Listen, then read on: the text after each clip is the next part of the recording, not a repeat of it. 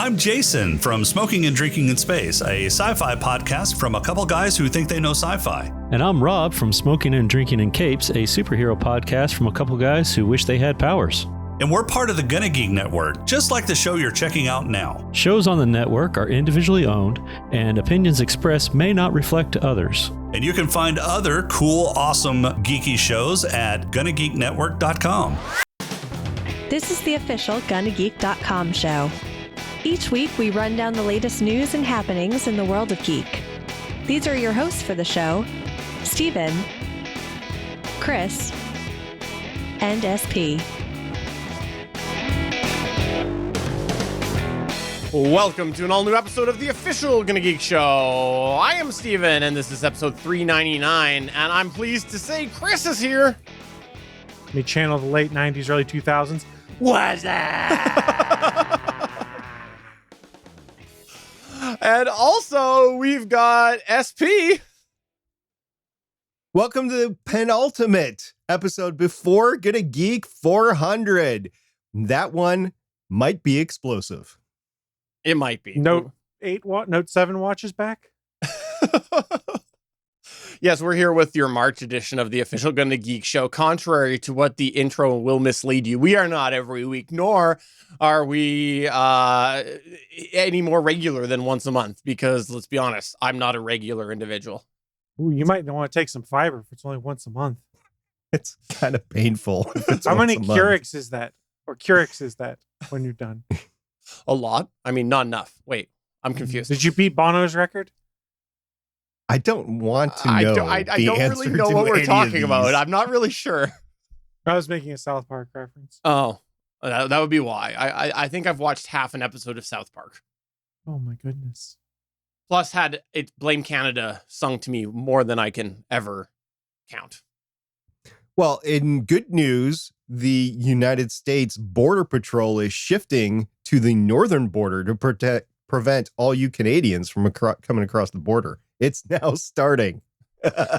Well, I think it's more of a counter because we've been having to do the same thing, but reverse for the last, 8 years.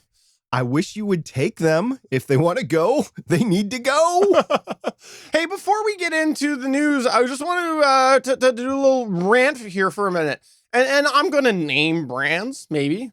Should I name brands? I don't know. You tell me at the end if I should name brands. Anyways, it's good value brand. Anyways, at the in the prior month, I needed to change my TV service. Yes, I still have TV service. Yes, it is cut back quite a bit. And yes, it is a little bit needed in Canardia if you want to do things legally, because unfortunately, there's not a lot of true cable cutting alternatives because of licensing and things like that. It's not easy to get YouTube TV and things like that.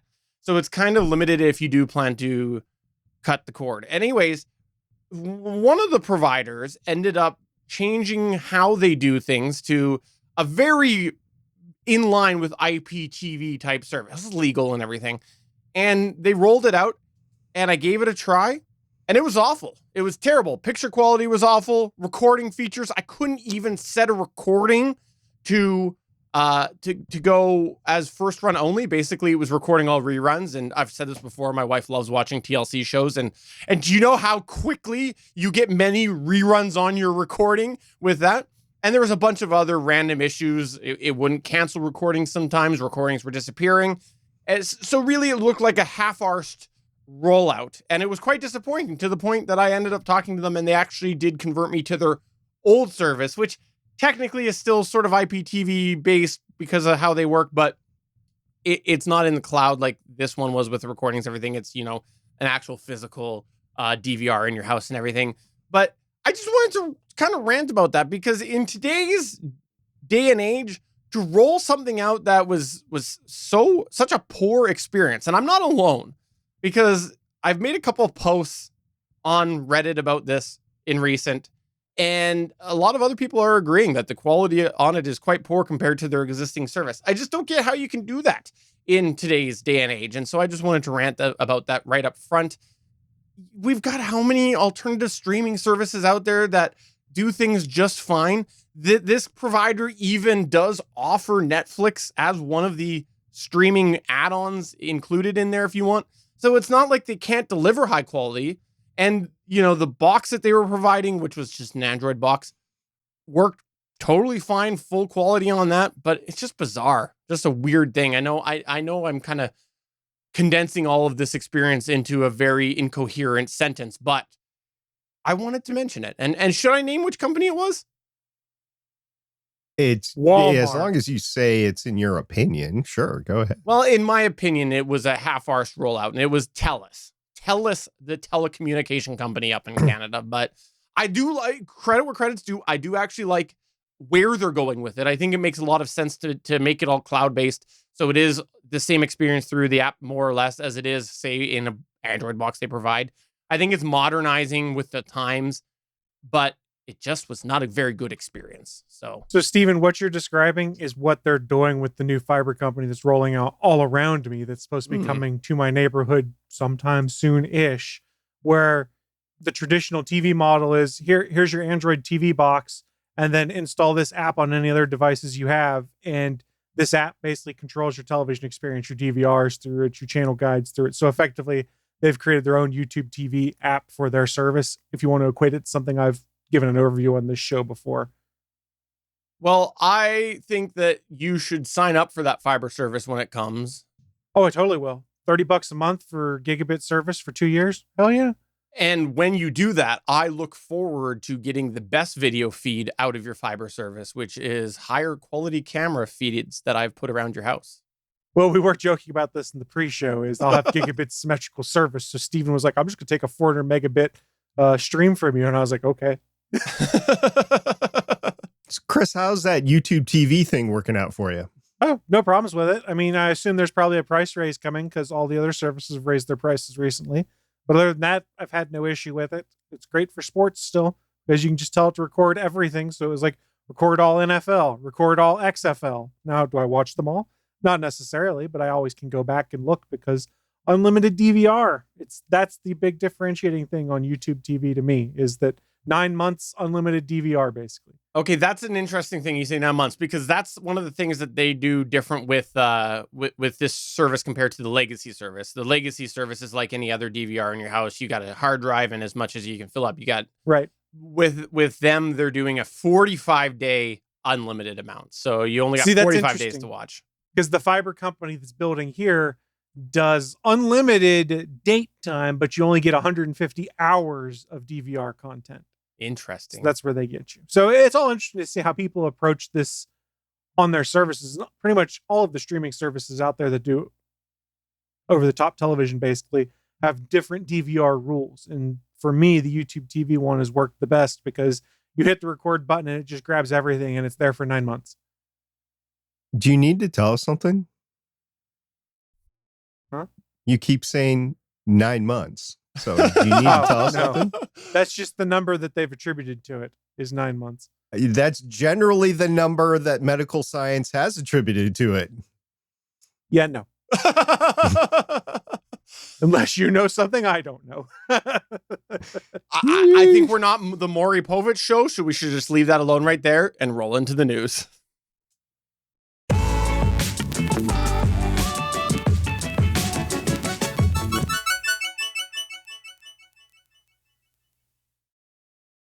Chris, first news point. You are the father. Oh, wait, sorry. We're not the Maury Thanks, show. Maury. Let's start off here talking about LastPass. This is a fun topic that's interesting to talk about. This last week, we got some information from LastPass about a prior security compromise that happened back in August and then also again in November of 2022.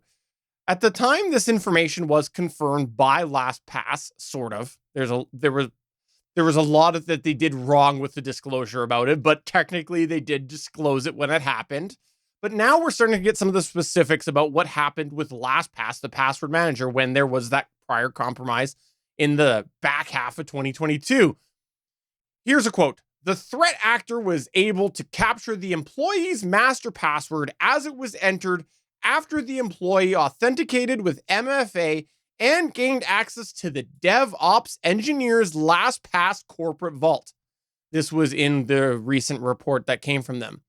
LastPass went on to explain that as part of this compromise, The following information was all accessed: the data vault, cloud-based backup storage, which also contained config data, API secrets, third-party integration secrets, and customer metadata, as well as all customer vault data backups. Now, when I say secrets, that's a technical term. That's part of the authentication process. The breach happened essentially because the bad actor was able to install a keylogger on this employee in question's home computer. Oh, did I mention this employee at home was like a super admin? Yeah, that's right. That's how they got all this information. No separation of duties? All right. So here's how it all happened. Through Plex. Yes, they used Plex to compromise the employee's computer and install that keylogger. Now, this vulnerability that was targeted by the hacker did target Plex media server. Sounds pretty bad, right? Well, kind of bad that, there'd be this opportunity, this perfect brewing storm to compromise an unknown Plex vulnerability at the same time that they're able to do all this other stuff, just to really the perfect storm. It's not like anything could have been done to prevent this. Oh, wait. This Plex vulnerability apparently did actually get patched by Plex in May of 2020. It was an old vulnerability, and this employee just had not updated appropriately. And so this vulnerability that was disclosed by Plex in 2020 was sitting on the employee's, I guess, presumably home computer. And that's what was compromised basically in order to do the keylogger. Back in 2020, I dug up this quote here. Back in 2020, when Plex disclosed this quote, they had told PC Mag the following: an attacker who already had admin access to Plex media server could abuse the camera upload feature to make the server execute malicious code. So I want to know more about that. I feel like there's some extra nuance in there given that quote, but that's the vulnerability I used to get into your guys' house. You didn't need to. I could have just, authorized your camera. I like it when you do that. Okay. We'll talk. But following up about this specific issue, the Plex did actually give a different quote, and they said, at the time, as noted in that post, an updated version of the Plex media server was made available to all. Unfortunately, the LastPass employee never upgraded their software to activate the patch.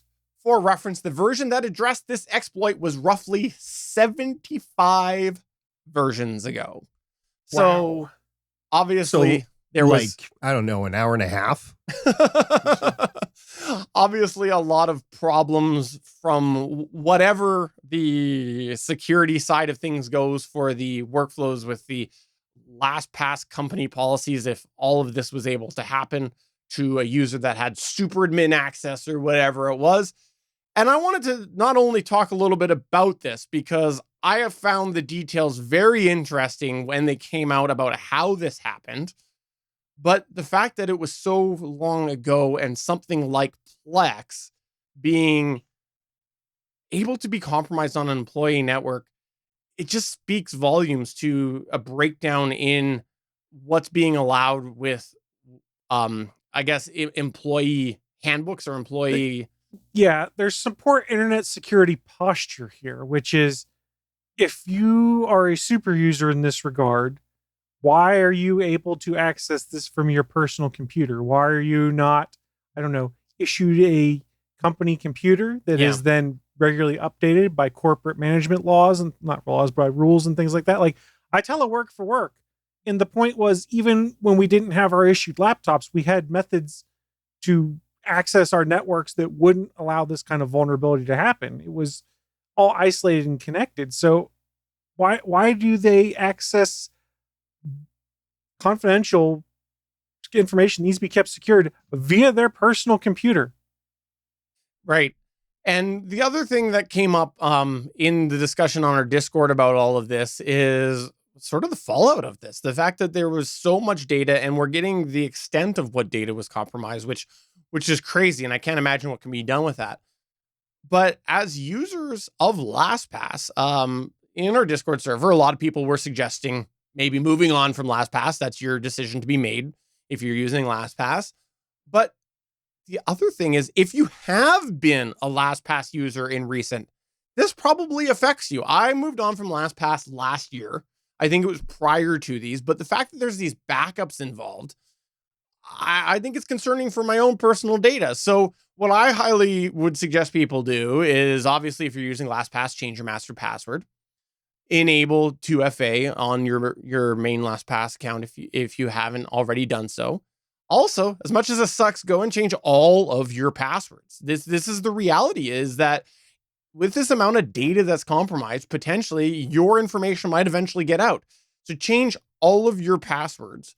And as much as that sucks, maybe start with the most important stuff. And although you're using a password manager, you shouldn't be doing this as such. But if you are someone who tends to use a similar password or a same password on multiple services, maybe start there and use the random generation. It really, that's just, a good practice in general. You don't want to reuse passwords. That's a big advantage of using password managers.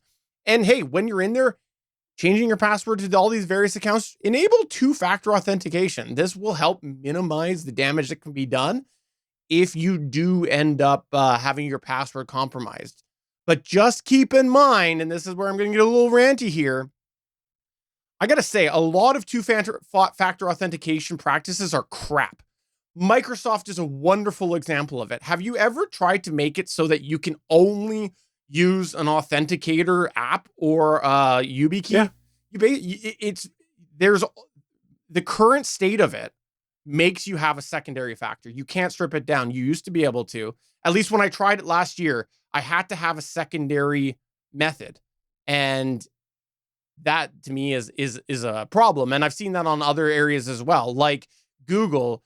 You can kind of get around it as well if you set it up 2FA code, and you can, like, I've set it up for my YubiKey, and if I go in there to say like I can go in and I can say I don't have my YubiKey with me, and then it gives me a series of other options and of ways to get that secondary code, even though I don't have them enabled, but they're in there. It's like your phone. As soon as you've got an Android phone, that becomes part of it. And so there's a lot of play in some of those 2FAs. So it's obviously better to have it on than not, but just keep in mind that, if you say get your Google account compromised, that's going to possibly give people a backdoor, even if, say, you're using a YubiKey on something else. And bear in mind, 2FA is a nice step to upgrade to if you're not using it, but bear in mind, SMS is the weakest of all of those versions. Absolutely. If you have other options, such as an authenticator app or one of the keys or something like that, those are much better, much more secure routes to go.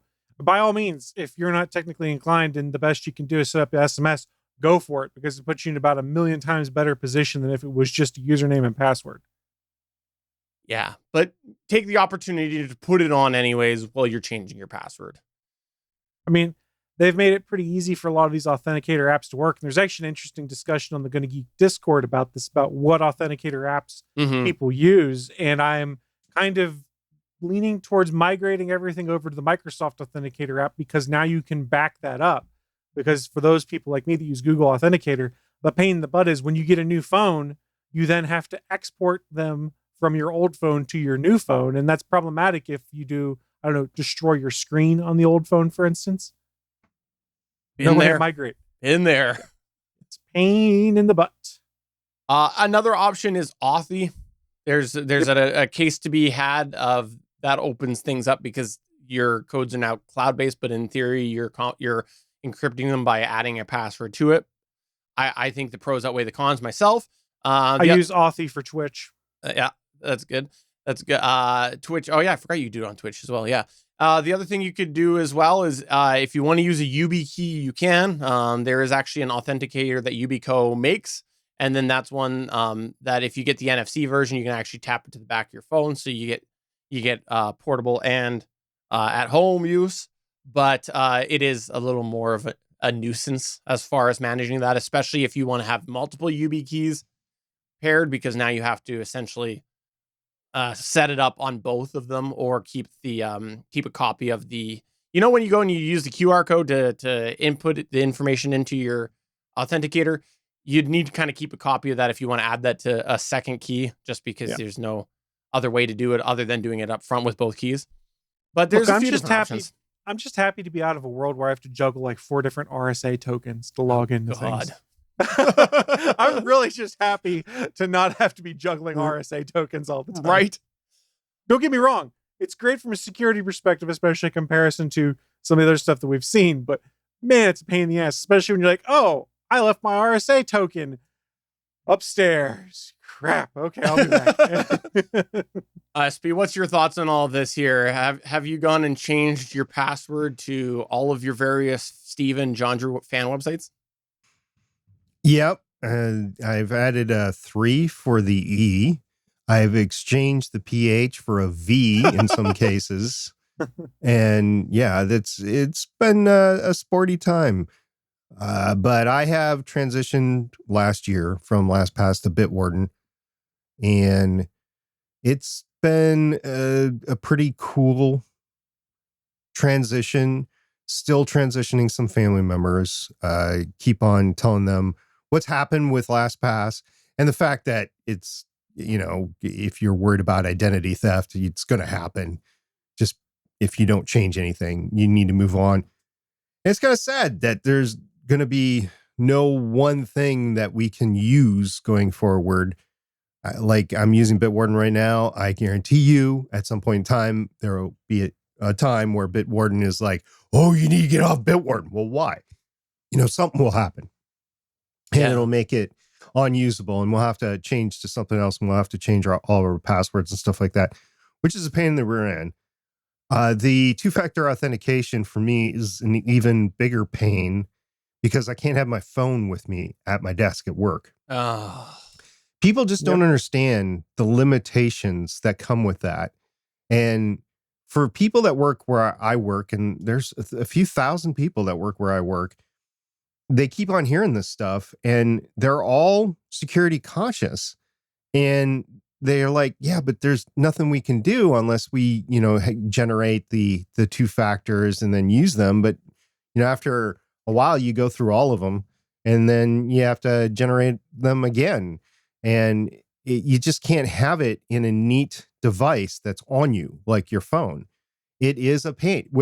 People just don't understand. Without your phone, a lot of this stuff is infinitely more difficult. And you just don't have the access to your accounts in a convenient place. So you have to leave the building, go to your car, and then you have to protect your freaking phone in the car because in the summer it's too hot.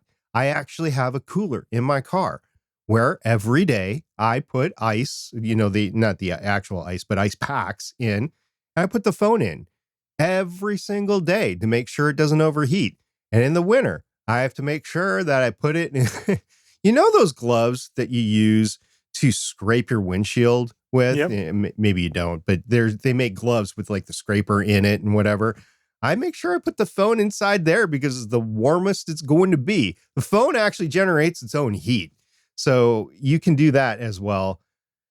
So it's not just a 2-factor authentication or a password issue. It's like a phone maintenance issue where you have to keep it on your car. And I know some people that work in factories, whatever, they can't have their phones with them for various reasons.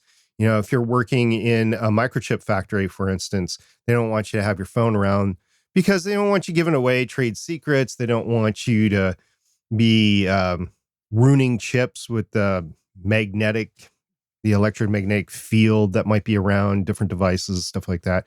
So there's many, many places out there that you can't, legal places that you can't have your phone with you at work. And it's just a pain in the rear end. So I hear you guys talking about this, and it actually invokes anger on my part because you guys don't understand the life that I live. And I choose to live it because I choose to work where I work. But you guys just don't understand that all this stuff is infinitely more difficult. So yeah, that's my 2 cents on it. And I really want to give a finger to, the finger goose to LastPass over what they've done here. Because, you've taken the most precious thing that you have, your commodity, your name, your reputation, and you've thrown it in the there's no way LastPass is coming back from this.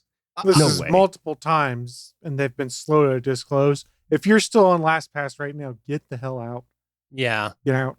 And, it's interesting, though, to see. I think it was Damien in our Discord. He started to do a self-hosted version of Bitwarden. And that's interesting to see some of these really tech-inclined people starting to take it an extra step. And I don't know, there is a lot of challenges that come when you are relying on having to connect back to your own setup every single time. I think there's also a question mark in there as part of security exposure, which is more likely, but I know nothing about the system he's using, so I won't pretend to make any valid or substantiated points there. If as long as you have time to keep up on maintaining that appropriately and patching and things like that, that's great. Part of why I invest in paying for a password service like that is because then I don't have to worry about making sure that my infrastructure is up to date, my software is patched and things like that. That's part of the cost of my doing business with them, is they ensure that keeps up and running how it's supposed to. Plus, they have great workflows that prevent employees from being compromised. Oh, wait, never mind. There's a reason I don't use LastPass. It's interesting that you brought it up that way, Chris, because I often say the same thing about podcast media hosting. A lot of people are like, I want to host my own stuff because they're either really techie or they think it's going to be less expensive or whatever. I'm like, it's not. You can't, if you want statistics, which they all do, and that's some of them why they self-host. If you want the actual statistics that everybody else is using, you actually have to use a service, which is often associated with a podcast media host, because they have to pay tens of thousands of dollars every year to get recertified in whatever statistics thing that they do. The same thing with accreditations and the HTTPSs and everything about it. It's just easier for a podcaster to use a podcast media host. It's easier for a person like you and me to use a password manager with all the accounts that we've got out there, just to make sure it's all secure, make sure that it's all in a place that we can get to it, because Lord knows we can't remember. I'm a rocket scientist. I can't remember all my passwords. I don't think the most fervent genius could, really, even if they have an eidetic memory or whatever that's called. So just can't do it. So here's the thing. I'm all for saving money, things like that. This isn't a money saving feature. If you, I don't think, host it yourself or host your podcast media yourself, because you're costing yourself more time down the road to keep track of it. Maybe I'm coming from a position of privilege where I can be like, hey, the $8 a month it would cost for this password service is totally worth it in comparison to the time I would have to set aside to take care of it myself. Perhaps I'm coming from a privileged perspective. I'm not sure. That's a fair point. And before we get off of this, I do want to just mention, I think my understanding, and I believe it was Damien that is self-hosting it. One of the reasons why he's doing it is because it's keeping the data in his possession, which I can legitimate. Totally understand on the heels of this LastPass. Because, for me, I don't even have the time to keep my Home Assistant installation up to date. I don't have the time to make sure that my password manager would be, fully up to date. But if he is, I can totally understand that, because this is LastPass. Great example on how that went wrong. Nothing is completely secure. If I wrote my passwords down on a little notebook and if somebody stole the notebook, that'd be gone, right? If I had it with me. Same thing with his data. If somebody steals his hard drive, it's not going to be his anymore. Look, do what I do. Tattoo it in the inside of your eyelids, and then when you need a password, just hold a flashlight up with your eyes closed and you can read them all. Problem solved. You can use what's it called? Chronic, whatever the DNA rewriter, and you can rewrite the DNA in your wrist or something like that to hold your passwords. Why don't we all just get NFC tabs put under our skin and just? I like it. I like it a lot. All right, let's move on to Redfall crossplay. Well, this is an interesting story, but a bit short. And I think we've talked about in this show many years ago. Remember the hubbub that came up when they accidentally enabled crossplay on Fortnite?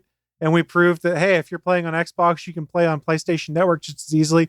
And the folks at Epic were like, oops, our bad. We hit a wrong button in the data center. And everyone was going, man, we need to be able to cross play against all of these different consoles. You guys remember that story? I didn't realize that was Fortnite. I remember us talking about it. Fortnite was not remotely on my radar at the time. Now I've got kids that play Fortnite all the time and a wife.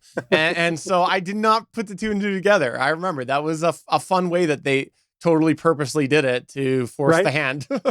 So I thought it was Minecraft. No, it was Fortnite.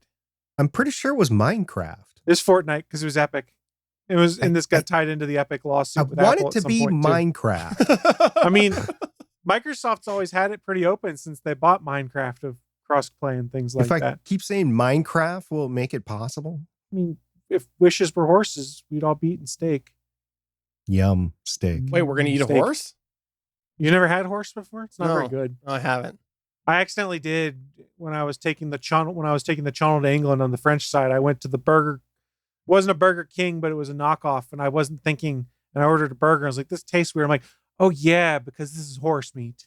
Oh no, I have not. Yeah, depending on where you are in Europe, like Belgium, France, things like that, things you think are beef might actually be horse. Just as a heads up. Way to kill the mood, Chris. All right, go ahead. Tell us all about eating horse on crossplay. Well, so what I wanted to talk about here, I brought up that story in the past about crossplay because years ago, we were all like, man, this should be the norm. We should be able to play things like this, to be able to play across networks. For those that are unaware, Microsoft purchased Arcane Studios as part of the Bethesda acquisition. They have a new open world cooperative shooter coming out, I believe in May, entitled Redfall. And there were some questions that had come up because they were talking about features of the game and how you play with groups. And the whole concept is you get a group of 4 players and you play together to play the game. And people were asking, hey, will we be able to do crossplay on this? And they were kind of vague about it. But the developer did confirm this last Monday. A tweet came from the official account that clarified players on Windows PC and the Xbox Series X will be able to play with each other regardless of where they made their purchase. That also holds true for Steam, the Epic Games Store, or anyone that has a Game Pass subscription playing it. So it is truly open cross-play for Redfall coming up, which is the way to do things. This should be the new norm. And how this can get even more interesting now is, for those that are unaware, Discord is now available on the Xboxes. Discord, I believe, is available in the beta. I'm not sure if it's been pushed to the regular updates for PlayStation. And of course, it's available on PC.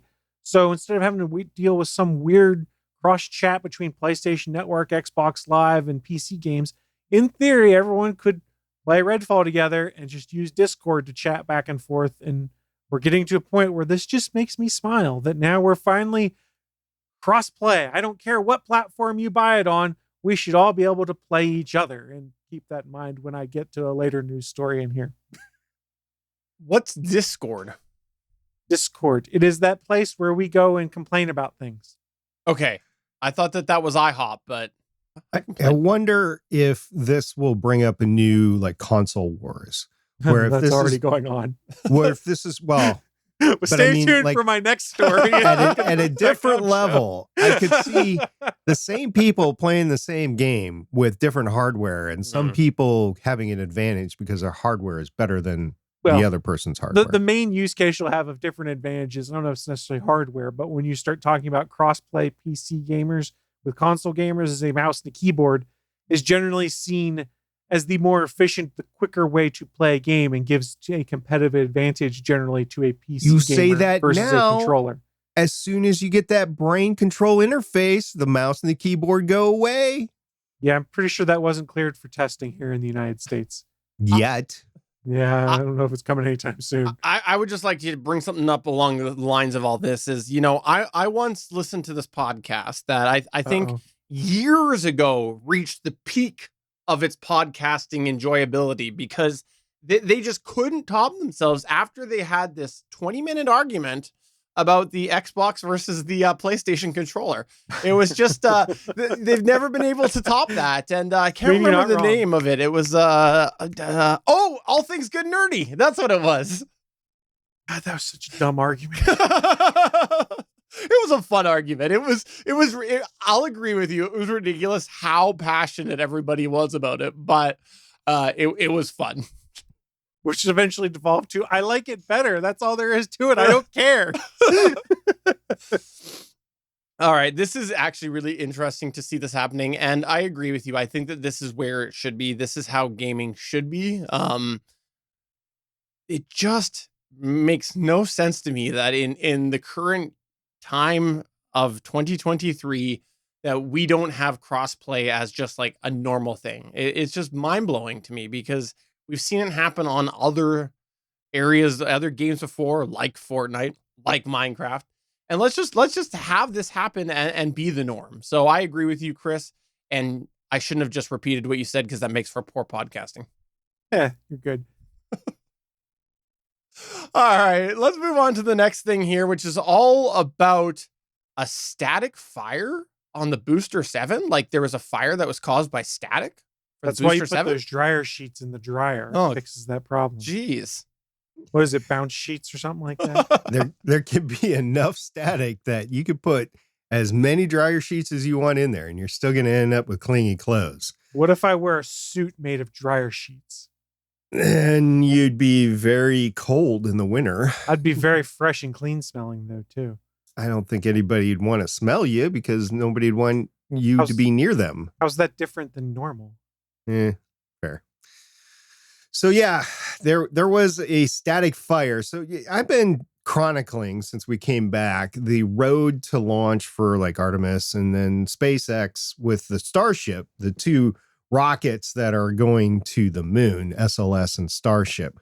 Well, after we recorded last month, just a couple of days after we recorded, SpaceX's Starship took a huge step towards its first ever orbital flight test, which could take place as soon as this month, which is March 2023. Now, a Starship first stage prototype known as Booster 7 ignited 31 of its 33 Raptor engines during a static fire test on Thursday, February 9th, 2023 at SpaceX's Starbase facility in South Texas. And for you, those of you out there with the GonnaGeek drinking game, here you go. Boca Chica, Boca Chica, Boca Chica, Boca Chica, Boca Chica, Boca Chica. There you go. I'm going to die. The goal of the test was to fire all 33 Raptor engines, and the test occurred at 4:13 p.m. Central Time, or Eastern Standard Time, excuse me. But SpaceX was calling it a success. Quote, team turned off one engine just before start, and one stopped itself. So 31 engines fired overall, but still enough engines to reach orbit, unquote. And that was from Elon Musk on Twitter. Now, the static test lasted about 7 seconds, the duration that SpaceX had mapped out beforehand, according to the company. And Booster 7 emerged from the huge cloud of kicked up dust in one piece, which is something to celebrate as well. The test checked a crucial box on the road to an orbital attempt, and that is the highly anticipated flight, and it could occur as early as this Friday, March 10th, 2023, provided the remaining checkouts go well and they receive FAA accreditation. Now, during the OFT, Booster 7 and Ship 24 will become the most powerful rocket ever to fly. And that is taking the mantle from NASA's Space Launch System, or SLS, which just launched late last year towards the moon and launched on November 16th. I think you all remember that as we were leading up to Artemis 1's moon mission. Now, SLS generated 8.8 million pounds of thrust on that liftoff. It's going to get bigger. Super Heavy's 33 Raptors produce about 16.5 million pounds of thrust at full power. And that's according to Spaceflight Now. It's about what I've heard from other sources as well. Booster 7 will come back to Earth in the Gulf of Mexico shortly after liftoff, if all goes according to the test flight plan, or it could be a big explosion too. I'm good with either way. Now, Ship 24 will circle our planet once, although I don't believe it's going to be a full circle, but we'll call it a full circle, and then splash down the Pacific Ocean near the Hawaiian island of Kauai. Now, why do I say this test could be as early as this Friday? Because there is a marine safety information bulletin that is out for March 10th, 2023 for Boca Chica. This is not a static fire warning. It is a warning to all mariners, i.e. the same warning that is out in the Florida area for the Kennedy Space Center launches as well. There is no other indication of the launch. There is no road closures yet. There is no overpressure notice given to Boca Chica residents. Usually that is not the case until like the night before anyway. Road closures are no days in advance. So it might or might not happen, but I think they want it to happen that early. There's work that's being done on the orbital launch mount right now, getting it ready for the launch. I don't know if that's going to be ready or not. And of course, there's the FAA accreditation. Right now, Booster said this is Monday, March 6th. Right now, Booster 7 and Ship 24 are not stacked. So you'd have to stack Ship 24 on top of Booster 7. And I believe it's still out at the production site. So you're going to have to move it from the production site to the launch site and then stack it. This all takes time. But we are that close where between now and our next podcast, this could have happened one way or the other. You could add an explosion, could add a launch, or we could be just hours away for one. I don't know. It's coming soon, guys. So you said it's going to do a full circle. We're calling it that. You want to dispute it? Yeah. Well, yes, I want to dispute it because it's not a full orbit. Okay. It is going into orbit, but it's not making a first full orbit. It's actually coming down before, because it's launching from Texas. It's going to the east and it's coming down in Hawaii. So it won't come back over Texas. So you're not making a full orbit, but it is going up to an orbital altitude. It's going to achieve orbital capability. They're just going to deorbit it before its first orbit. But the bottom line is that it's close enough to going all the way around that there is a probability, maybe not a good one, but there's a probability that it could go horribly wrong and land on my house. God willing. Dang it, you found out the plan. They weren't supposed to tell you. I may or may not have been making modifications to code. As long as I'm just saying, sometimes people use inches instead of centimeters and things go bad. I can't tell you what to do. As long as we're in the realm of that possibly happening, I'm a happy Steven. It is totally possible to happen. Perfect. Awesome. And that's with all seriousness. It is so possible for you to get hit by Ship 24. Yes. It is very comical, actually. That is entirely plausible. Now, possible, I don't know, but it is in the realm. And Steven, you said, go ahead, you might Chris. get to own Twitter when it's all said and done if they hit your house.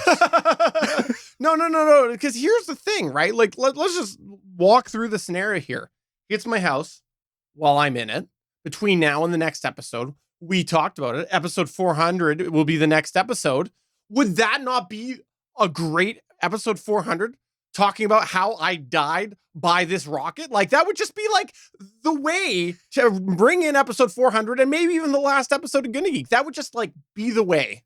Well, I mean, I kind of want to be recording when it hits your house, and then it's just the feed goes out. We're like, well, Steven's dead. Just like Battlestar Galactica. Just, you know, the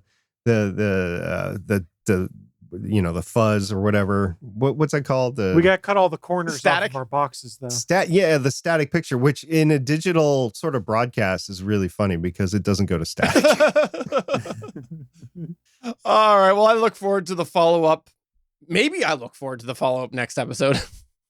Could be an epic. Think of the ratings, Steven. Think of the ratings. We're gonna double.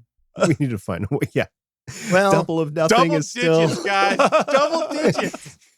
We got all the way from 5 to 10. 6 to 12, but okay. All right. Well, moving on to the next news point. Maybe this has something to do with bad ratings. Is Star Trek Discovery? It's going to end. Yeah, they've announced it. Season 5 will be the last season of Star Trek Discovery. For those of you who have not been following Star Trek Discovery, well, if you're into any Star Trek at all, TV shows that are out right now, I got to tell you this, whether you like it or not, or the reality is you owe it all to Star Trek Discovery right now, of the current Star Trek that is existing right now, because Star Trek Discovery was the TV show that launched the reboot of getting Star Trek back on the small screen. We never would have gotten Strange New Worlds without Anson Mount appearing as Pike Nope. in Discovery. And Star Trek Discovery was the first one that came back, and there's been a lot of criticism for it overall for our seasons that have existed so far. And there are people who have been missing what originally it was, and there have been people who have been really liking what it has been over the last couple seasons, which is taking place in the future. If you didn't know this, Star Trek Discovery, spoiler alert, starts in the pre-TOS era, and then they decided that they were too pigeonholed on that, so they shot into the future. I am 32nd century, I believe. 32nd century. Personally, I don't like the current version of it. I think that they could have solved the problems a little bit better and stuck in the previous timeline. They could have really quickly undone some of the disaster that was the main plot point of what this ship is, and the mushroom transportation throughout the universe, whatever it is. But they could have solved that. They actually, early on in season 1, a guy I worked with and I had a theory on how they were going to close that off from the rest of canon in a way that made sense. And I think they could have done it through a variety of different ways. However, some people really like seeing what Star Trek Discovery is in the future, or Star Trek is in the future. It's just never settled in for me because I have great issue personally watching something take place in the future of when there is other content being created in the quote past. And what I mean by that is Star Trek Discovery has shown us that there's very little that matters in the Picard series, in all of the Star Trek to date, whatever continuation series they want to do as they bring back other characters, because they're going to go ahead and do that. I personally have issues seeing what is to come in the future. This is the problem I had with Arrow when they did the flash forwards. It's just not for me. I think there's a lot of good storytelling to be had, but while there is also content still happening in the, 24th century? We're in the 24th century. 24th century? Then Then 25th. 25th century, I whatever. think we just might roll it over to 25th. Okay. In Picard season 3, it is the 25th century. Okay, so I have trouble seeing the 32nd century when there's content still to be made in the 25th century. That's my personal problem, and I look forward to seeing how they end Discovery, what they're going to do with it. With all of that said, there's a lot that I would change about Star Trek Discovery over the whole run. I'm still a little sad to see it go because I still, even though it was only 5 years ago or whatever, I do still fondly remember sitting there, actually in this office watching the first couple episodes, super excited that I was finally watching Star Trek on quote TV again. Like it was exciting, and I'm really happy with some of the other content that's come out since then. Even though maybe Picard cannot stick the landing ever. I mean, we'll see. I remember when Discovery first came out, they did the first half, I believe, of the 2-episode pilot, and they aired it on CBS, and they said, if you want to see the rest, you got to do CBS All Access. And I said a big F you. I'm not going to get this streaming service. And eventually I did. I can't remember why. I think I used their free, 7-day whatever. And I was like, okay, I'll give this a shot. And I went through the first 2 seasons of Discovery, and there was other, Lower Decks actually is what got me to come to CBS All Access, which is a much better, in my opinion, a much better Trek series than Discovery. I never really connected with Discovery, whether it was the political messaging that they were injecting, or if it was the time jumps or the mushroom powered drive. I mean, okay. Are we at the point where stoners are controlling our future sci-fi tech? Okay. I don't know why, because by all accounts, it's better sci-fi than anything I got growing up. So I should like it, right? Well, I just didn't, for a variety of reasons. There was also a big I won't say the big spoiler, even though it's probably out for everybody. I won't say the big spoiler. There's a big spoiler in there in considering the original Trek series. And I'm like, whoa, I just never connected with that either because of the ramifications that it had. So I am grateful for the series because it enabled other Trek. We'll talk a little bit more here about Picard in the future in just a few minutes, but Discovery, I'm not sad to see it go. I hope they stick the landing for the series. I think the actors at least deserve it for all the work that they put in and all the crap that they've had to put up with the fandom. But I wouldn't be watching it if it wasn't the last. I'll be honest. I would not watch it if it was not the last season. Like, I would have just stopped watching it at this point. I could never get into it. And part of it was their kind of insistence in season 1 of like, look how smart we are with our modern take on Trek that takes all those dumb things from your thing that you loved and we make it better. And I'm like, I made it 2 episodes and I was like, no. And I was like, why did you redesign the Klingons yet again for no good reason? And thank God they kept Worf looking like Worf in Star Trek Picard, by the way, instead of the Discovery inspired stuff. I just felt like they were trying too hard to be like, hey, we're not your daddy's Star Trek, and that's why you're going to like us. Like, this is what you do with the Kelvin timeline. And you gave me 1 movie out of 3 that I enjoyed. Maybe 1.5. Yeah, I agree actually with everything that you both said. I think there's a lot of validity to that. And they, even with those missteps, which, like I said, there's a lot they could change. I think that it became clear that they realized that they had to move the needle the other way. And that, unfortunately, while that was the right move, was start to pull back those changes that you're referring to, it made it a very incohesive series because there's so much just all over the Star Trek map between them implementing things in season 1, pulling back the reins, and then even as simple things like, you mentioned that we wouldn't be getting wow, I can't remember the name. What's the Strange New Worlds? Strange New Worlds without it. They went and they gave some like crazy uniform on Discovery, and then they went and they changed it for Strange New Worlds. And I think there was a middle ground. I think that they went. I'm not the biggest fan of the Strange New Worlds one, but it's more where it should be.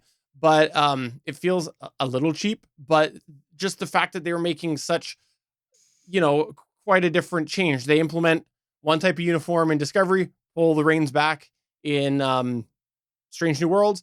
That's the type of thing that happens through the whole of Discovery series is back and forth. So early Discovery wanted to exist in that TOS era, but not properly connect to that TOS era. They made a point to be like, well, yeah, we've got these tenuous connections, but we're doing everything we can to kind of ignore the fact that's happening unless we want to make a cool storyline about Spock's human sister that's never been mentioned ever before and things like that. So this is my personal feeling. It felt disingenuous to me. It was like, okay, you want to cash in on TOS when it's good for you, but then you want to ignore it when it becomes a pain in the butt to do other stuff with it. And I think that's why I have a greater respect for Strange New Worlds is it doesn't screw with the source material. Like, we got the Balance of Terror tie-in one that they were able to explain away why it wasn't what we'd seen in the original series, but it was damn good. And it still ties back into the themes and the things that we enjoyed in the beginning. I feel like if I'm going to have a prequel series of Star Trek, Strange New Worlds scratches that itch better because it doesn't try and reinvent everything. Yeah. I'm biased. I fully admit it. I could never get into Discovery, and I'm not necessarily going to miss it, but I am happy that it opened up doors for more Trek because I need to finish Lower Decks. I enjoyed that. By all accounts, Star Trek Prodigy is a really good show and is seemingly going to have lasting impacts in Trek as we know it. So I'm very curious to go and check that out. It's on Nickelodeon here in the United States, which is why I kind of discounted it at first as a kid's show. But as I've read more about it, I'm like, oh, this actually sounds really interesting. It sounds like one of those shows that's easily accessible for kids, but an adult can enjoy as well. I look forward to your report there because I am discounting it based on animation style and where it's been broadcast. They gave me the Enterprise E in space combat. That buys a lot of goodwill there. I love the Enterprise E, and I still want to know in Star Trek Picard what the hell happened to the Enterprise E. Agreed. I want to know too. Tell me.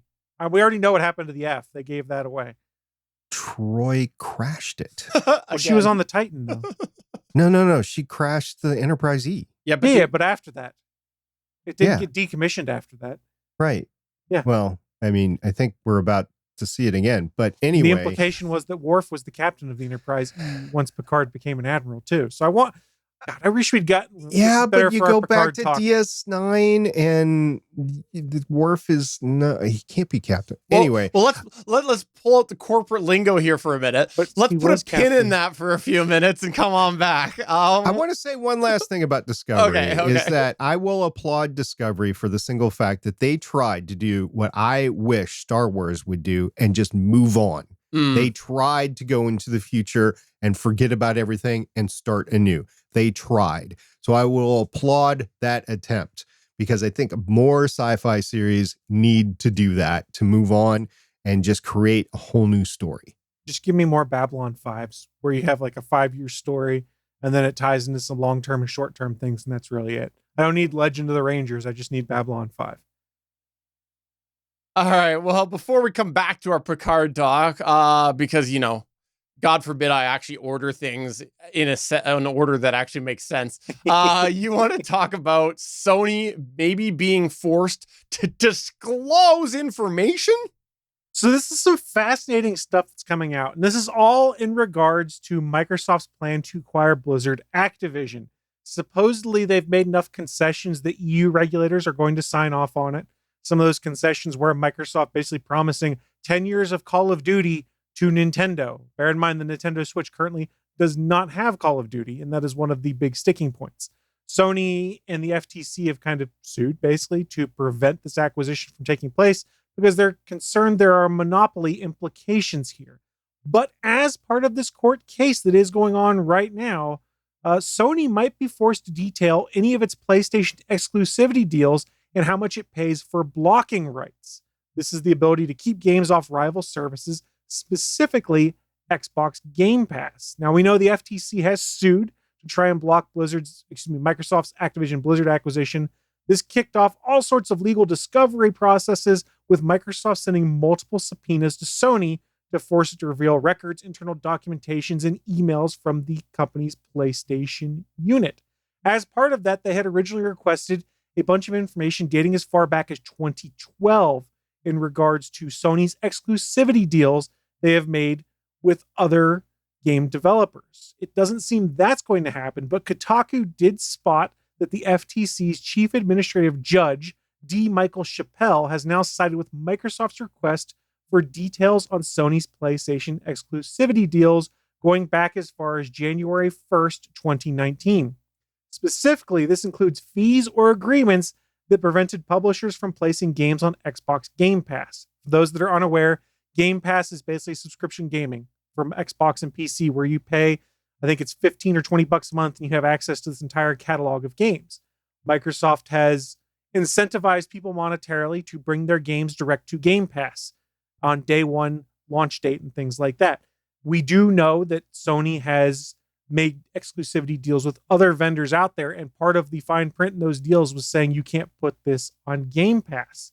This is fascinating. This is a look behind the curtain. We haven't seen much anything at all. And specifically, these are the things that D. Michael Chappelle had cited. Microsoft states that it's aware that Sony Interactive Entertainment requires many third-party publishers to agree to exclusivity provisions, including preventing the publishers from putting their games on Xbox's multi-game subscription service, and that understanding the full extent of these exclusivity arrangements and their effect on industry competitiveness will assist in its defense. So the key here is Sony and the FTC are saying, hey, this acquisition shouldn't happen of Blizzard Activision because it makes Call of Duty one of the biggest third-party games out there and Xbox exclusive. In theory, Microsoft has already signed deals and put out things saying, hey, we're committing to at least 10 years of support on all of their systems out there. But that hasn't held up. So if Microsoft can get this information regarding Game Pass exclusivity deals and how that impacts the industry, that potentially assists their defense in saying, hey, this isn't a monopolistic practice. Arguably, what Sony is doing is even worse. And I'm not trying to get into the console fanboy wars of this. It's just fascinating because these are details and exclusivity deals that are very rarely made public. I think the last time we got any of this was some of the Epic Games versus Apple in 2021 case that came out. And I just want to see what all is going to go on with this. We should keep in mind, FTC is still in their discovery stage of this. There's evidentiary hearings coming up August 2nd, things like that. We're not going to get any of these reveals anytime soon. But it seems like the judges are at least going to make this information come out. And we're going to learn some very interesting things about how Sony Interactive Entertainment courted developers and then put exclusivity deals in there saying, hey, if you want to put this on Sony, you can't put it on Game Pass. And it's going to be fascinating to see how much they paid for that, how many games they did this with. Right now, it's just a bunch of rumors and vague insinuations and allusions because people are under contract. They can't say anything. There's been developers who come out and said, well, we'd love to be on Game Pass, but we can't. And people have kind of read between the lines. I'm fascinated to see where this goes. Fascinated.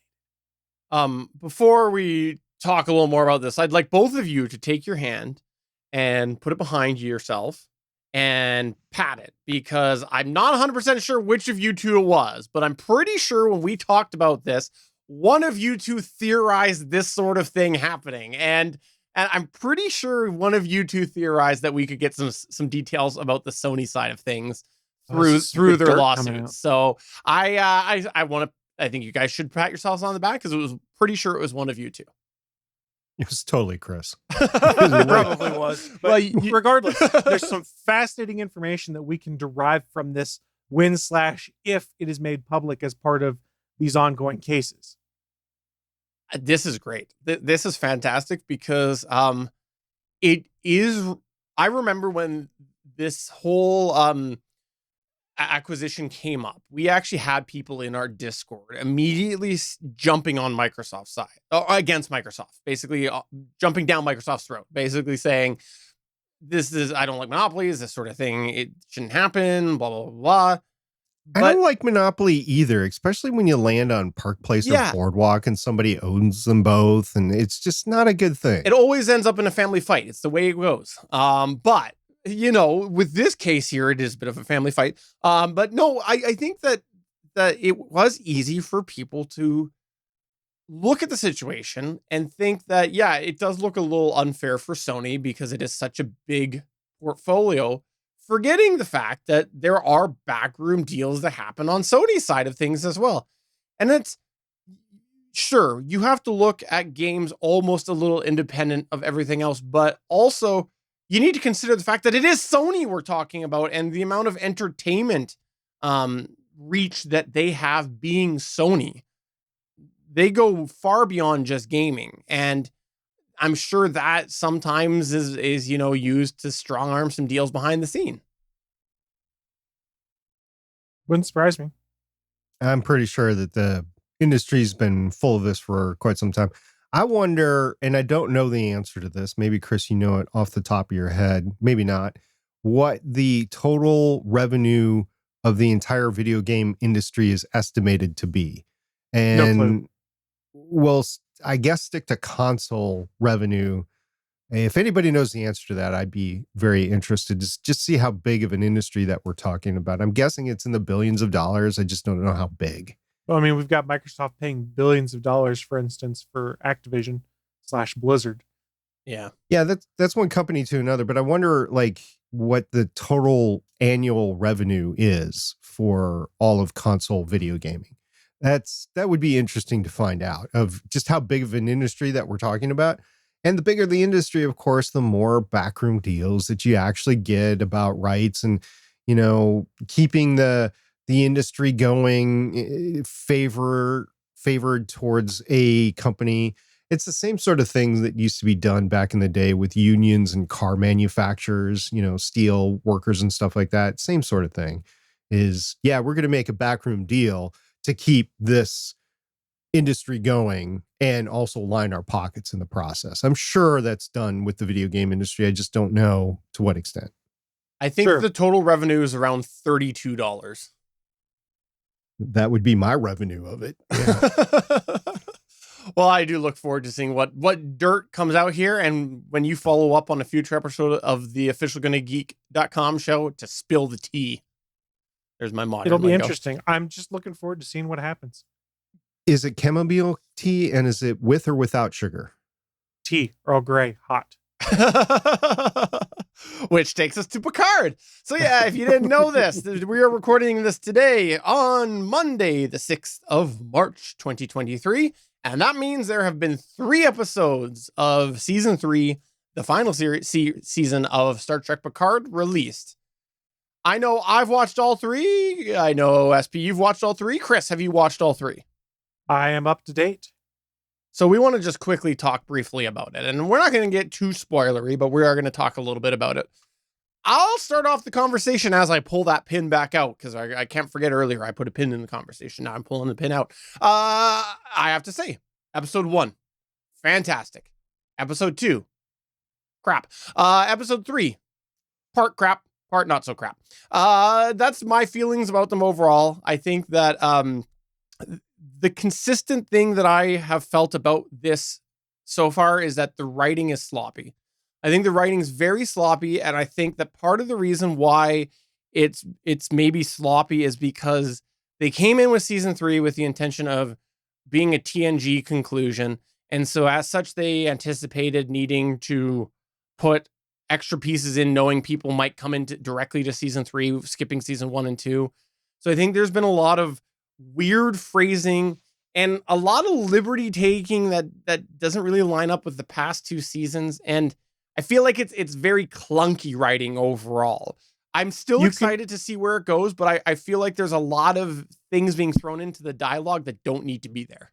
You can tell there were 2 different showrunners for season 2 and 3 when they wrote them and then filmed them back to back. There are 3 different showrunners altogether. Yeah.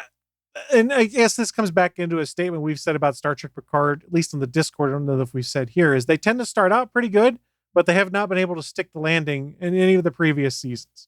And I'm not sure they'll be able to stick the landing on this season. That said, I'm enjoying the ride. I'm enjoying the fact it's potentially setting up for more stories in the 25th century. I don't believe this site. They lie routinely, but there was a rumor going around of a Worf and Rafi show working for Starfleet Intelligence. And I don't think it'll happen, but it'd be sure a lot of fun. But I think you could see more of their story continue if they stuck in the 25th century. I think they're angling a different path. I think they want to do more stories with the Titan. Yes. When this is all said and done. And I'm totally about that because Captain Shaw is the best. He's the only person that's got his head screwed on straight and is like, what the hell? Todd Stashwick. So this is not a spoiler. He was cast. So if you've seen the casting news, Todd Stashwick has played in some iconic genre TV shows. And he is an excellent add to this whole thing. You think he's, I'll come out and straight out and say it. You think he's a dick at the start, and he kind of still kind of is, but he's right. But yeah, he's right. And then in the end, he's like he's the only one with his wits about him. Yeah, that's trying to take care of the chaos around him, and he's in peril at the same time. So it's fun watching Todd. We'll see what happens with Todd and in his role as Captain Shaw this week. You mentioned the writing.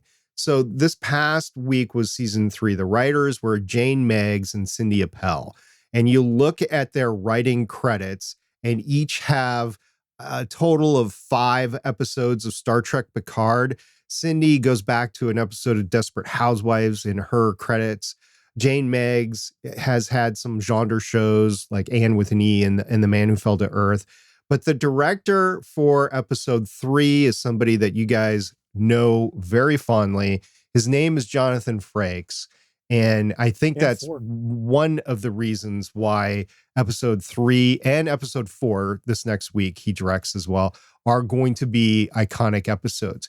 He's bringing all of his experience, which he has a lot. He has 46 directing credits that start in 1990. That's actually a lot in terms of Hollywood. Is it the most? No, but it's a lot.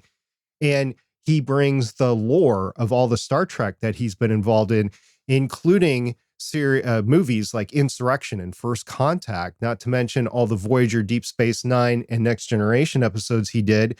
And he did the Orville as well. He did 2 episodes of the Orville and 7 episodes of Discovery. We won't hold that against him. But he also had fun in his career, like 5 episodes of Burn Notice and stuff like that. So he's bringing S.H.I.E.L.D. as well. Yeah, he did an episode of Agents of S.H.I.E.L.D. I talked to him over on that show. Season 1, episode 8, The Well, is the one that he directed of Agents of S.H.I.E.L.D. So he's got a lot of experience, not only with Trek, but sci-fi. And he brought it in episode 3. But I also think that the story of where they got to in episode 3 really made the episode. I think episode 2 was kind of quote unquote filler. And that caused some of the concern that we all had with episode 2. I think part of the problem is they're trying to slow burn it a little too much. So that's why I think episode 2 was kind of filler. 100% agree. And yeah, that's why I actually said episode 3 was part crap, because honestly, I think that the story that they had between episodes 2 and 3 is stretched out, and that includes part of in 3. We've got 2 episodes that have happened in like 45 minutes, an hour. Like, that's basically the equivalent in time. No, I know it's more than that because your time, but my point is relative to the rest of the story. And when you look at things like the past seasons of Picard happening over, days sort of thing and whatnot, it's a lot stretched out. And I get that it was Frakes in directing episode 3, but I'm not going to say what it was because I don't want to spoil it in case anybody's listening. I believe that the big ending point of episode 3 was completely unwarranted to everything we've seen in canon, including the first 2 seasons of Picard and even in other breadcrumbs through other Star Trek properties. I think the way that was like the big moment at the end of this of the episode, I think it was completely unjustified, and that's why I was saying sloppy writing. They didn't set it up. Character for the 2 characters involved in what you're talking about. Yeah, it felt very out of character, and even the flashbacks leading up to that moment, there's nothing. There's no breadcrumbs at all to that moment. Like someone cite me a breadcrumb that was there, because there wasn't one. There were two moments, and the one moment that you're not talking about was actually breadcrumbed enough.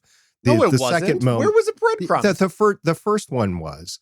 The second one wasn't. The one that you are talking about. Oh, okay. Yeah. I just want to make sure, because people are going to assume it's one thing and it's spoiler not. Alert. We're going to talk here. Skip ahead 30 seconds. 3, 2, 1. We're talking about when Riker and Picard get in a big fight and Riker kicks him off the bridge. End of spoiler. Wait a few seconds for it to come back. That's what I was talking about. And I think that there was no breadcrumbs of that whatsoever. And I think that that's sloppy writing, especially because they do a flashback in it. They had the opportunity to at least give us one breadcrumb, which I still wouldn't have bought. But at least the opportunity was there. There are people, and I think it's wish fulfillment, they're trying to spin this as some elaborate ruse to try and draw out the saboteur, is I guess how we'll leave it as best, is by making it look like things are dysfunctional on the bridge. I don't buy that. I don't think they have it together enough to do that, but I didn't mind it as much because I do think that you're talking about 2 very different characters in the waning years of their lives. And in one case, the career, in both cases, their career is over. It's just how far over that bridge one is versus the other. I believe one character's retired and the other is still active duty. No. Or was pulled back into duty. I believe Riker's an active officer in Starfleet. I thought is what they'd said again. And he was overseeing the development of the Titan A. No, he's not active. That's how they left it. There were 2 inactive people on the very first episode. So anyway, I don't think it was just me personally. I get where you guys are coming from. I don't want to take away your agency on how you feel about it. I just had a different perspective on it. And maybe that's because I'm closer to retirement than you guys are. I just see them like disconnected a little bit more and away from what the characters that they were. And I think it points to the fact that if Paramount wants to continue, they need to continue with new characters. These characters are done. You need to go with new characters at this point. It's great to have this final chapter in their stories, but let's face it, with the lifespans of everybody involved, this is going to be it. On a separate thread, I think this proves Michael Dorn was right. They should have done a Captain Worf series ages ago.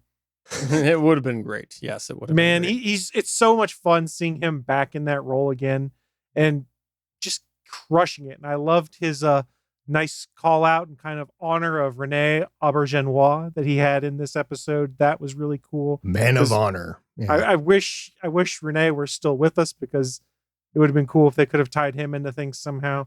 But Worf is great. I've loved seeing what they're doing with that. And I'm hoping to fill in some of the gaps of what happened between the end of the Enterprise E and where we are now. Because in the canon comics that tied into season 1, it was stated that Worf was in command of the Enterprise E. So I want to see where they go from here.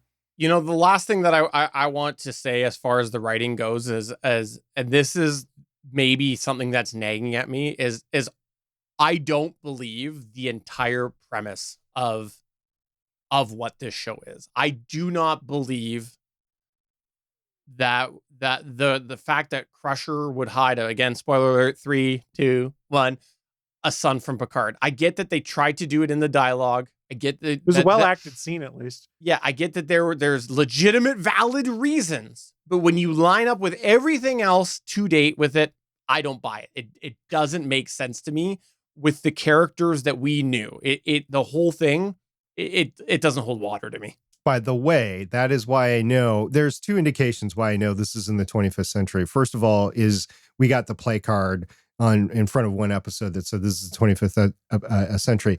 The other reason is I actually had to go back and do math on Memory Alpha of how old Beverly and Picard were, and then backtrack that to, is it even possible?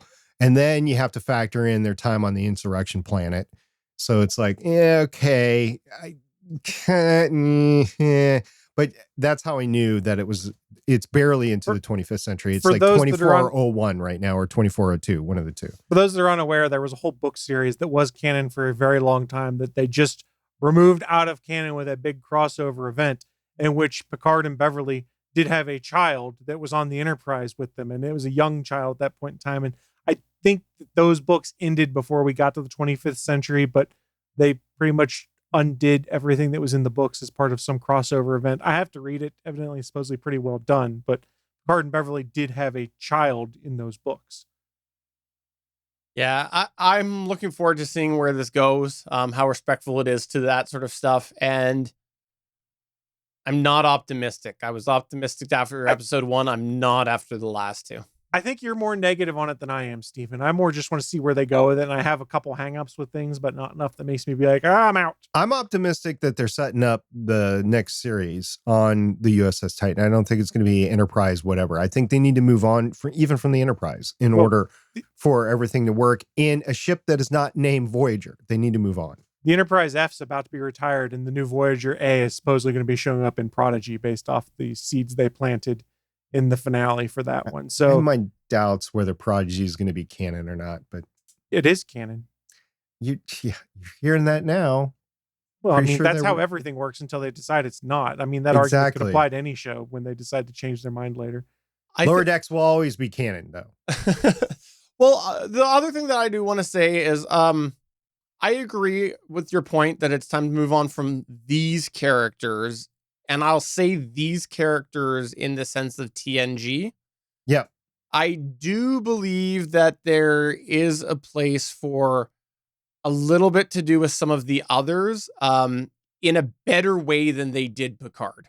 I think there's some stories that could be told, especially Voyager characters. And the reason why I say Voyager characters is because I really think that they got a bum rap with the finale of Voyager. I think that you just want to see Harry as an ensign still. Yeah, I do. No, I genuinely He's think a captain by now. Like DS9, love the series, think it's great. Don't really need to see much else of them. However, which I wouldn't hate the idea of it, but Voyager, there's a lot left to be told with those characters. The fact that Voyager was such a outside the box Star Trek series with them being shoved in the Delta Quadrant, and it was leading to the last 3 seconds of the finale. I think there's so much untold story there, especially when you see just the nugget of backstory of 7 of 9 in Star Trek season 1, which we really didn't get that much, but it kind of shows you the amount of ways that once they got home, the path could have changed. And I think there is maybe even a mini series story to be told with those characters. You're going to be limited in the amount of characters you're going to be able to use. Let's just take Robert Duncan McNeil, for instance, Lieutenant Paris. He's not going to come back and act. He's a great director. He's great behind the camera. He's said, I am not going to come back in front of the camera as Lieutenant Paris. That's just one. You're going to get several of them that are not going to want to come back. So you're limited in the amount of characters that you can even use. Harry Kim is an example of a character that you can use, and I would love to see him again.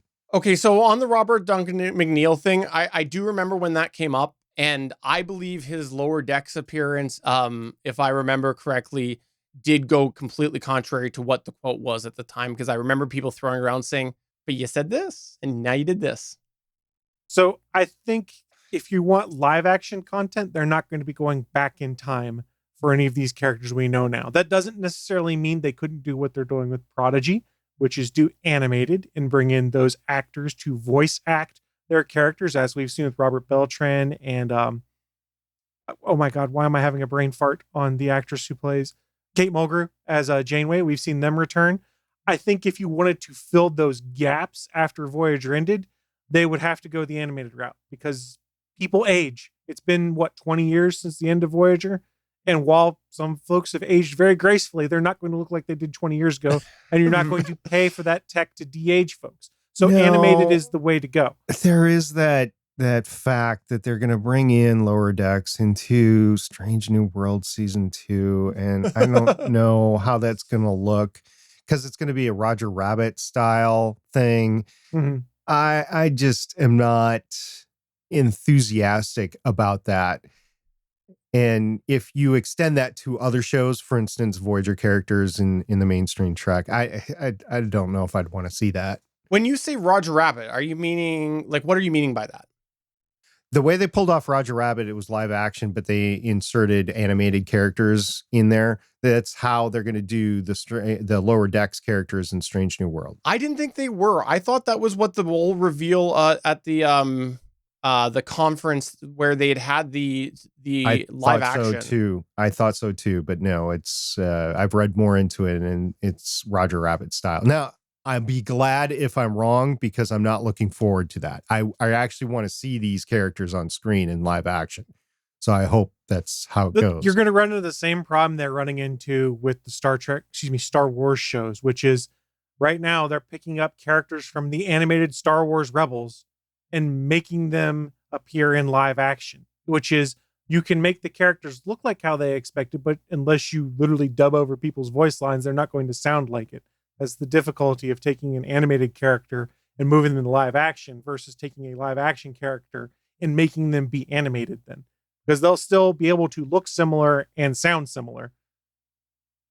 I thought that I don't know about the live action animation crossover thing. The only thing that I had read about it was that it would feature both. And I would expect that with a crossover.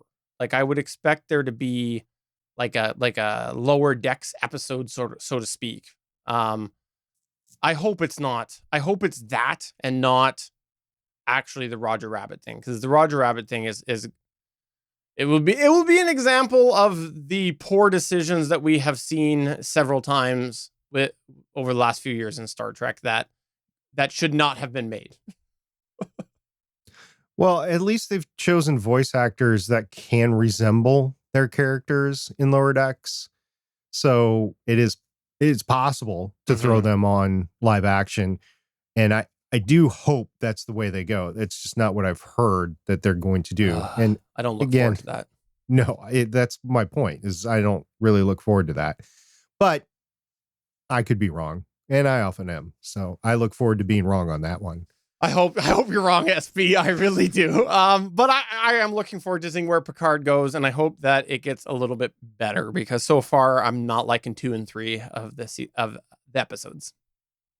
I think we're about to start to see things advance forward. I hope, especially based off of the preview picture Gates McFadden shared on Twitter today. It seems like we're about to start moving things forward, bringing more people back into the fold, and maybe unveiling part of the story. They did tease an appearance of the Enterprise D. I can't wait to see that. And we do know that at this point in time, the Enterprise F is en route to be decommissioned, I believe. So I wouldn't be surprised if it showed up in some way and capacity. Where did you see that? Because I don't remember that. Just content they've put online. Oh. The Enterprise F. If it's not on canon. Screen, I don't consider it canon. Well, Paramount would disagree with you. It's canon. Yeah, sure. Slip it in. Previously on. Yeah. Okay. We'll go with that. It's a ship we're never really going to see much than in passing. They can set up how their future of it how they want. But the Enterprise F is about to be decommissioned because of computer issues from a refugee crisis where it got some kind of virus that destroyed all sorts of stuff on board. So they were using LastPass too. Yeah, probably. Someone didn't update their Plex.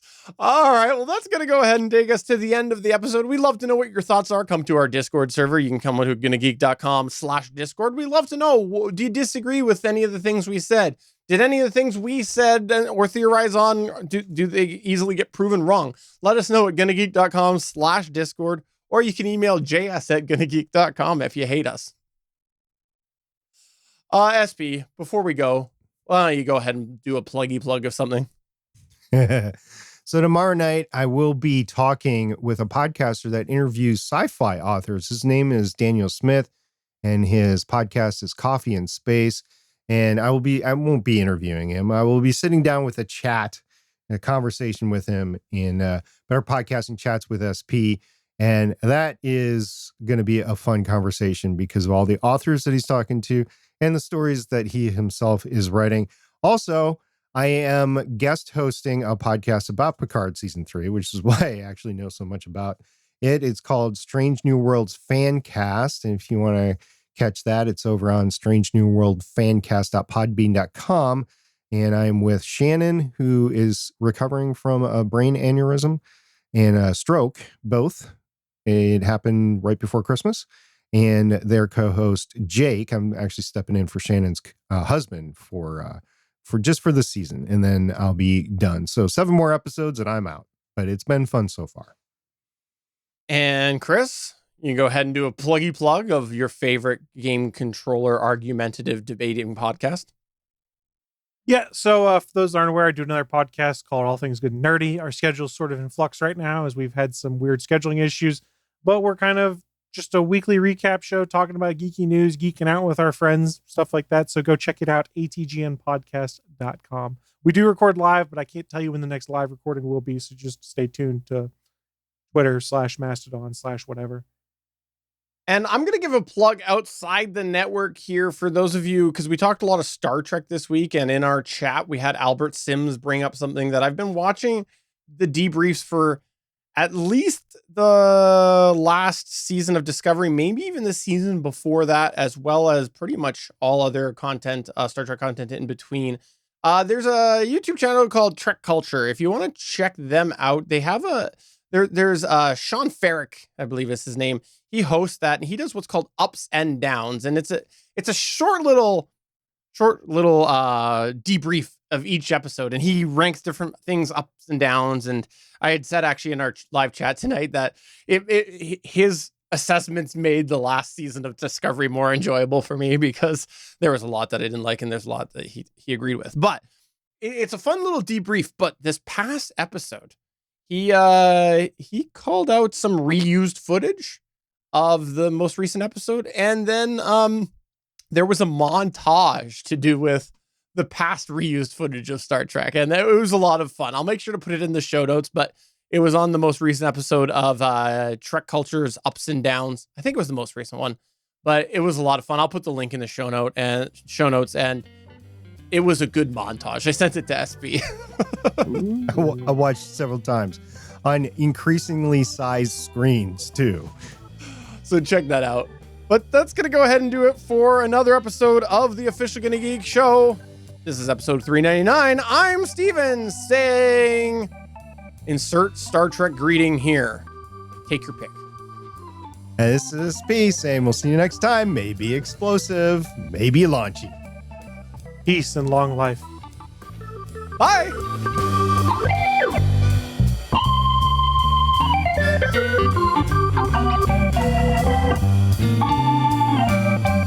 Thanks for checking out another episode of the official GonnaGeek.com show. If you like the show, please give us a 5-star review in Apple Podcasts or a thumbs up on YouTube. You can always join us for our live recording sessions, which stream Mondays at 8:45 p.m. Eastern at www.geeks.live. And remember, you can find our full back catalog at GonnaGeek.com/show. If you're itching for more geeky content, check out other shows on GonnaGeekNetwork.com. Voice work was by Emily Prokop of The Story Behind podcast. That's it for this episode. We hope to see you back again next week.